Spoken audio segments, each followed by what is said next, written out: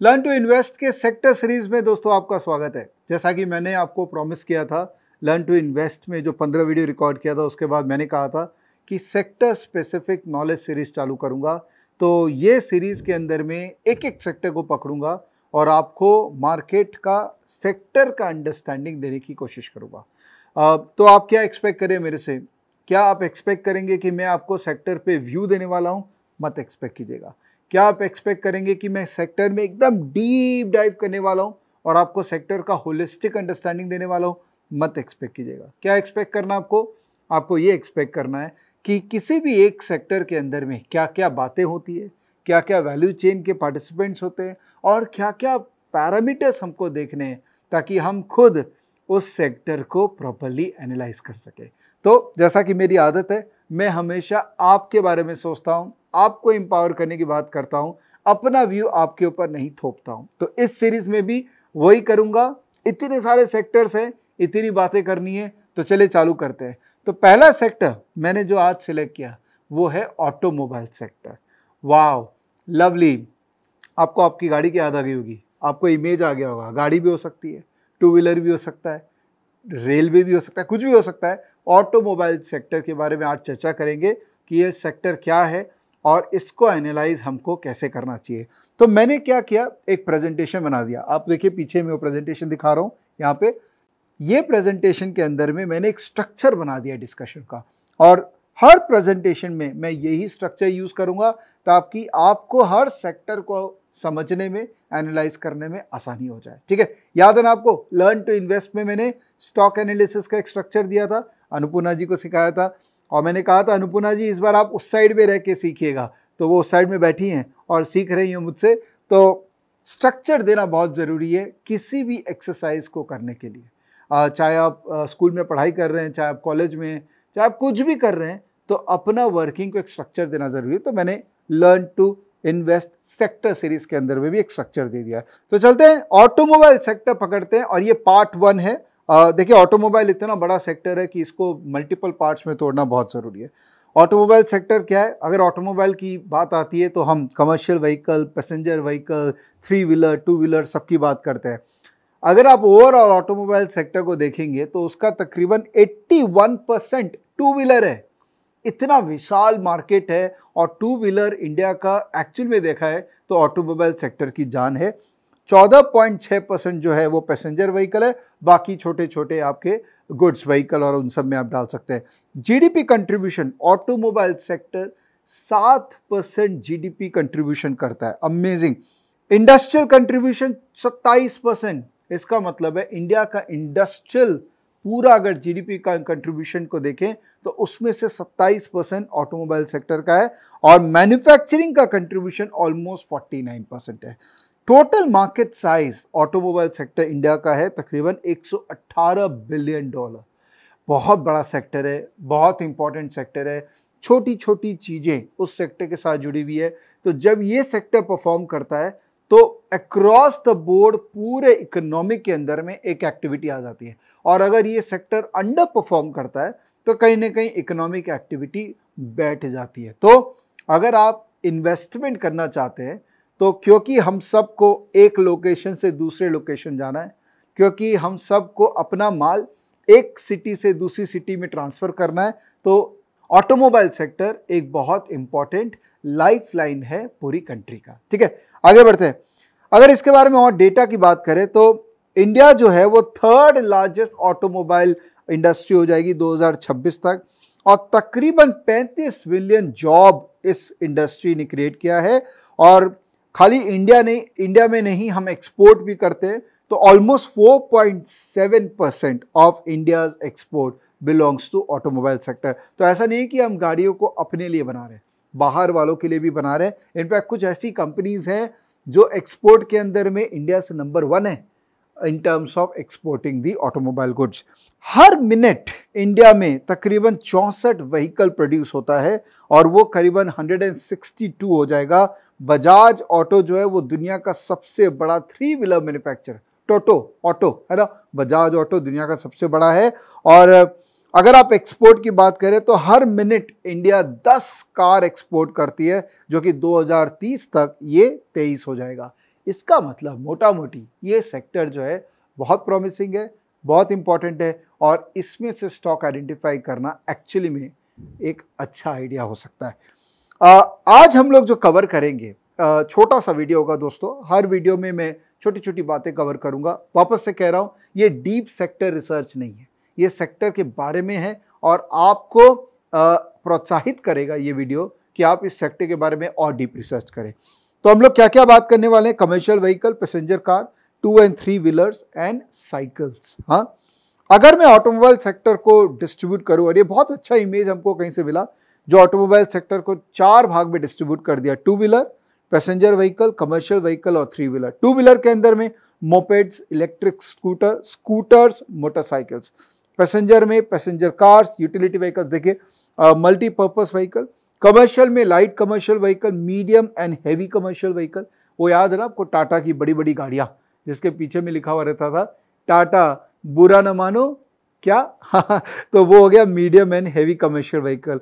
और 3 व्हीलर्स के अंदर में पैसेंजर करियर भी है plus as well as good carrier भी है। अब हम इस सेक्टर का वैल्यू चेन को समझने की कोशिश करते हैं, बिकॉज अगर आपको कंपनीज आइडेंटिफाई करनी है इस सेक्टर में, तो खाली गाड़ी बनाने वाला नहीं है, गाड़ी के पार्ट्स बनाने वाले, गाड़ी को बेचने वाले, ये सारे लोग इस वैल्यू चेन का सिस्टम है। तो सबसे पहला हो गया जो ऑटो एंसिलरी है। ऑटो एंसिलरी मतलब जैसे स्टीयरिंग है, बियरिंग है, ग्लास है, टायर है, हेडलाइट है, बैटरी है, ये सब भी तो कोई मैन्युफैक्चर कर रहा है और वो मेन मैन्युफैक्चरर को भेज रहा है ताकि वो मैन्युफैक्चरर उनको असेंबल कर सके। तो इसके अंदर में जैसे मिंडा इंडस्ट्रीज, मदरसन सुमी, बॉश, ये सारी कंपनीज है जो लिस्टेड है, जो ऑटो एंसिलरी के अंदर में बहुत बड़ा नाम है। उसके बाद आता है गाड़ी बनाने वाली कंपनी, जैसे मारुति, टाटा मोटर, महिंद्रा। ये क्या करती है, ये सारे ऑटो एंसिलरी प्रोडक्ट्स को साथ में रख के फाइनली एक गाड़ी को बनाते हैं। देखिए कैसे यहाँ पर एक गाड़ी बन रही है सामने, सारे ऑटो एंसिलरी प्रोडक्ट्स को जोड़ के एक गाड़ी बन गई, है ना। उसके बाद आता है, भाई गाड़ी तो बन गई, अब उसके बाद में क्या होगा, उसके बाद में आएगा डीलर, कि भाई गाड़ी बन गया, उसको बेचना भी तो पड़ेगा। तो ये डीलर का नेटवर्क जो है, जो कि गाड़ी बेचने का होगा। फाइनली गाड़ी की चाबी दे दी जाती है कंज्यूमर को। कंज्यूमर चाहे लोन लेता है या कंज्यूमर अपने आप ही उसको पूरी पैसे से खरीदता है। फाइनली गाड़ी को लास्ट माइल तक बेचना कंज्यूमर को, वो इंपॉर्टेंट पार्ट है। अगर मैं इस सेक्टर को एनालाइज करूंगा तो मुझे मैक्रो और माइक्रो पैरामीटर्स दोनों को समझना पड़ेगा। मैक्रो पैरामीटर्स का मतलब ये नहीं हुआ कि मैं इकोनॉमिक मैक्रो पैरामीटर्स की बात कर रहा हूं, ये वाला पॉइंट एकदम पढ़ लीजिएगा। Macro parameter does not mean that economic parameter. इसका मतलब मैक्रो लेवल पे इस सेक्टर में क्या क्या इंपैक्ट होता है। पहला, इंटरेस्ट रेट्स, अगर ब्याज दर बढ़ेगा, क्योंकि हम अपनी कंट्री में भी देख रहे हैं कि अल्टीमेटली जितना ब्याज दर कम होता है उतना ये सब चीज़ों के डिमांड बढ़ते हैं, because consumerism is dependent on ब्याज दर। तो अगर इंटरेस्ट रेट्स बढ़ेगा तो ऑटोमोबाइल सेक्टर को प्रॉब्लम है। दूसरा, डेमोग्राफिक ट्रेंड, कंज्यूमर प्रेफरेंसेस। देखिए प्रेफरेंसेस तो चेंज होंगे, जैसे जैसे जीडीपी इनकम बढ़ेगा, पर कैपिटा जीडीपी इनकम बढ़ेगा, वैसे वैसे हम बेटर कार की तरफ मूव करेंगे। तो प्रेफरेंसेस चेंज होते हैं, डिज़ाइन चेंज होते हैं, तो हम लोग का demand for a particular segment of car goes up. उसके बाद है अर्बनाइजेशन। देखिए हर गवर्नमेंट का एक फोकस पॉइंट होता है, कभी अर्बन कभी रूरल। तो जितना अर्बनाइजेशन होगा हमारी कंट्री में उतना हम सुविधा की तरफ जाएंगे, एंड गाड़ी इज अ काइंड ऑफ सुविधा फॉर ऑल ऑफ अस। उसके बाद है रूरल इनकम, कि अगर बारिश अच्छी हो गई, अगर गवर्नमेंट की तरफ से रूरल के अंदर में इंसेंटिव बहुत हो गए, तो उनका इंटेंशन रहता है कि हम और गाड़ियां खरीदें। जनरली रूरल के अंदर में 2 व्हीलर ज़्यादा चलते हैं और अर्बन के अंदर में लोग चार पहिए की गाड़ी को ज़्यादा लेना चाहते हैं। उसके बाद है गवर्नमेंट का spending, how much government is willing to spend to develop infrastructure. अगर रोड्स अच्छे होंगे, इंफ्रास्ट्रक्चर अच्छा होगा, तो ऑब्वियसली गाड़ी ज़्यादा बिकेगी। रेगुलेटरी चेंजेस, कई बार क्या होता है, ये जो पोल्यूशन नॉर्म्स होते हैं जिसके कारण स्टैंडर्ड्स होते हैं, भारत स्टैंडर्ड, यूरोपियन स्टैंडर्ड, तो अगर रेगुलेशन टाइट होंगे तो गाड़ी रिप्लेसमेंट करना है। तो रिप्लेसमेंट का जब टाइम क्लोज आएगा तब ऑब्वियसली नई गाड़ियों का डिमांड बढ़ जाएगा।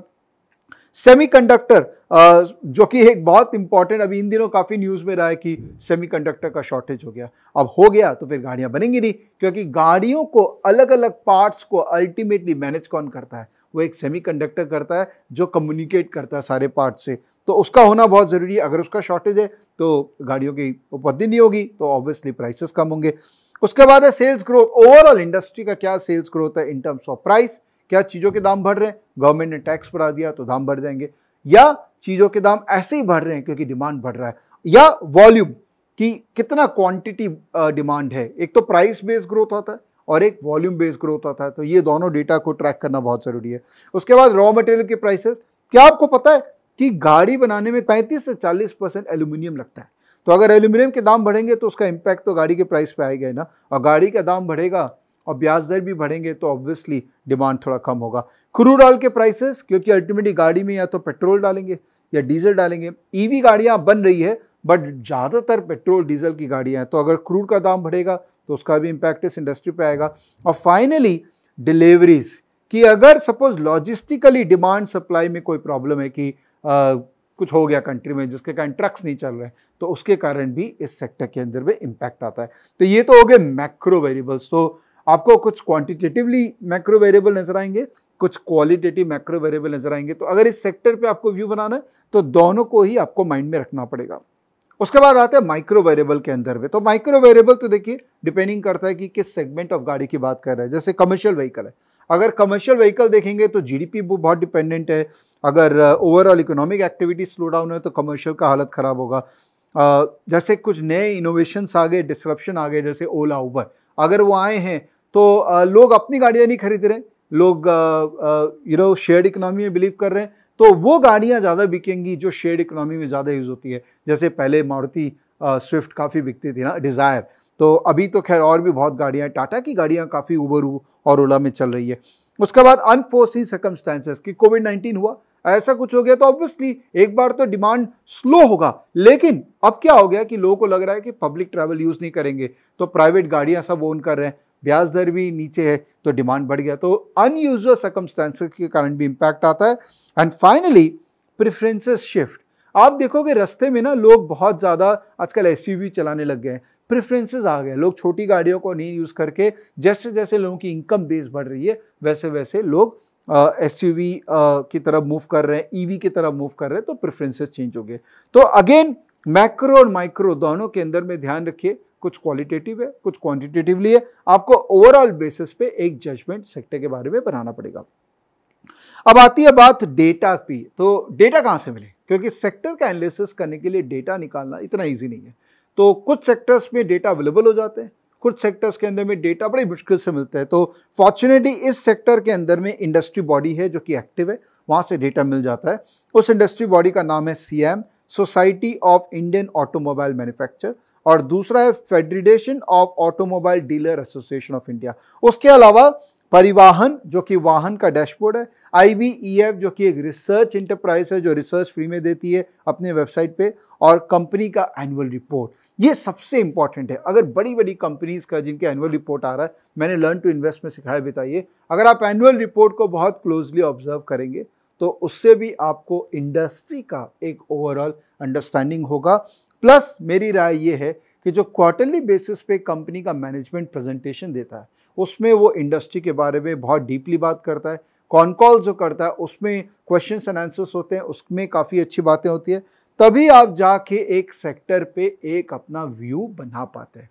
और देखिए सेक्टर का व्यू ऐसा बनाना बहुत मुश्किल है कि आपने कह दिया कि ये सेक्टर इतना ग्रो कर जाएगा, ये बड़े बड़े इकोनॉमिस्ट लोग का काम है। बट अगर हम एज अ रिटेल मोटा मोटी एक थीम तय कर ले कि हाँ ऑटोमोबाइल सेक्टर ग्रो करेगा, उसमें ईवी ग्रो करेगा, टू व्हीलर XYZ रीजन से ग्रो करेगा, अगर हम थीम बना ले तो थीम में से स्टॉक आइडेंटिफाई करना उतना डिफिकल्ट एक्सरसाइज नहीं है। उतना ही हम कर ले तो बहुत सही है, बहुत ज़्यादा डीपली नहीं घुसना है। इसीलिए मैंने प्रेजेंटेशन को बहुत डीप नहीं बनाया कि अगर आप ऊपरी लेवल पे सेक्टर पे व्यू बना ले और हर सेक्टर में जो थीम आ रहा है उस थीम के अराउंड स्टॉक्स को ढूंढे तो आपको ऑलरेडी फायदा हो जाएगा। इंडस्ट्री लीडर्स, पैसेंजर कार के अंदर में सबसे बड़ा इंडस्ट्री लीडर तो ऑब्वियसली अभी भी मारुति है, बट ये धीरे धीरे चेंज हो रहा है। तो देखते हैं नए गाड़ी जो स्पेशली बाहर की गाड़ियां आ रही है उनका इम्पैक्ट मारुति के ऊपर में आ रहा है। पर देखिए लीडर तो हमेशा लीडर रहेगा, उसका जो नेटवर्क है बहुत ज़बरदस्त है, उसका सर्विस क्वालिटी बहुत अच्छा है, तो हो सकता है कि मारुति भी अपने आप को इवॉल्व करे। लेकिन ईवी का ध्यान रखिएगा। Tata motor number 3 car manufacture हो गई अब, थैंक्स टू इस ट्रांजिशन फ्रॉम दी स्टैंडर्ड गाड़ियाँ टू द ईवी गाड़ियाँ। उसके बाद जो फॉरेन के कुछ प्लेयर्स हैं जैसे होंडा, किया, वो लोग अपना डेफिनेटली बहुत स्ट्रॉन्ग बेस बना रखे हैं इंडिया में। 3 व्हीलर के अंदर में सबसे बड़ा है बजाज ऑटो, फिर Piaggio, Atul auto, Mahindra and YC electric, और टू व्हीलर में सबसे बड़ा हीरो होंडा, उसके बाद है हीरो होंडा पहले था, अभी Hero moto, Honda, TVS motor, Bajaj auto, Eicher motors. ठीक है, तो ये तो हो गया देखिए दोस्तों सेक्टर की बातें मोटा मोटी। अब इसके अंदर में हमको अगर डीप रिसर्च करना है तो ऑब्वियसली आप स्टॉकेज में जाएंगे। स्टॉकेज के अंदर में जब आप सेक्टर में जाते हैं, इस सेक्टर में आप यहाँ पर सिलेक्ट करिए, सिलेक्ट करते हैं अपने, क्या सिलेक्ट करें बताइए, ऑटोमोबाइल। ठीक है, ऑटोमोबाइल के अंदर में देखिए क्या क्या मिल गया अपने को, two wheeler, three wheeler, passenger car. अब मैं अगर टू व्हीलर में जाता हूँ तो मुझे ये कंपनी सारे मिल गए जो टू व्हीलर को बिलोंग करती है। इनमें से मुझे देखना है कि किस कंपनी में इन्वेस्ट करना है। तो आपको याद है एज स्कोर, है ना, वो आपको एक्सरसाइज करना पड़ेगा। बट मोटा मोटी हमने यहाँ पर एक कंपेरेबल चार्ट दे दिया है कि इस कंपनी का, कौन सी कंपनी क्या पी में ट्रेड कर रही है, कौन सी कंपनी का क्या मार्केट कैप है। मोटा मोटी एक पीयर कंपैरिजन आपको यहाँ पर आ जाएगा और उसको देख के आप एक लिस्ट अपना बना सकते हैं कि हाँ इस कंपनी को मैं ध्यान दूंगा। जैसे अभी इमीडिएटली मुझे क्या नज़र आ रहा है, बजाज ऑटो जो है वो सस्ता है, हीरो मोटर सस्ता है, आइशर मोटर महंगा है। तो मुझे अगर मोमेंटम प्ले करना है तो आइशर मोटर में करूँगा, है ना, क्योंकि मोमेंटम तो देखिए महंगा वाला जो उसी में ही आता है। और मुझे वैल्यू इन्वेस्टिंग करना है तो मुझे बजाज ऑटो और हीरो होंडा में कॉन्ट्रेरियन होकर वैल्यू इन्वेस्टिंग का एक ओपिनियन बनाना पड़ेगा। तो ये ओपिनियन देखिए लर्न टू इन्वेस्ट में हमने स्टॉक स्पेसिफिक ओपिनियन बनाने का एक प्रोसेस आपको समझाया था। अगर आपने वो नहीं देखा है तो please watch the stock to invest का पहला 15 वीडियो, उसमें स्टॉक स्पेसिफिक कैसे आप किसी स्टॉक पे ओपिनियन बनाते हैं वो मैंने आपको सिखा दिया है। तो अभी इस वीडियो के लिए इतना ही, और डिस्कशन करूंगा आने वाले टाइम पे, और वीडियो रिकॉर्ड करूंगा। हर सैटरडे आपके पास आऊंगा और एक सेक्टर पे ब्रॉडर व्यू निकालने की कोशिश करूंगा। हमारे पास तकरीबन 45 सेक्टर है, तो 45 वीडियोस तो फॉर श्योर है मैं आपके लिए रिकॉर्ड करूंगा। और एक ऊपरी लेवल पे सेक्टर में क्या है, क्या क्या देखना है और कैसे देख सकते हैं, कहाँ देख सकते हैं, वो सारे प्रश्नों का आंसर मैं लेके आऊंगा और आपको हेल्प करूंगा। नेक्स्ट वीडियो तैयारी करूंगा part 2 which will be more on non passenger vehicle which is heavy goods और ट्रक्स, और उन सब पे प्लस थोड़े बहुत और है जिस पे मैं और चर्चा करूंगा। Thank you so much. अगर आपको वीडियो पसंद आया हो तो शेयर कीजिएगा, and if possible if you are not subscribe, क्योंकि कई लोग सब्सक्राइब नहीं कर रखे हैं पर फिर भी वीडियो देख रहे हैं, अगर पॉसिबल हो फ्री में है सब्सक्राइब कर लीजिए ताकि गूगल को भी पता लगे कि मैं अच्छा काम कर रहा हूँ। Thank you so much, take care, मिलते हैं फिर से बहुत जल्दी, बाय बाय, टेक केयर।